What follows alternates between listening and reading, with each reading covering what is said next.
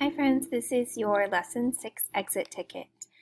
So you guys remember all about that alligator mouth and that equal sign. So you're going to be comparing these two numbers. Now friends, some of them are in tens and ones and some are in the number way that we say it. So you need to look very carefully at your numbers or your numbers in the tens and ones way to figure out which one is greater. Okay, so you're going to write the two numbers on the lines and then you're going to compare them.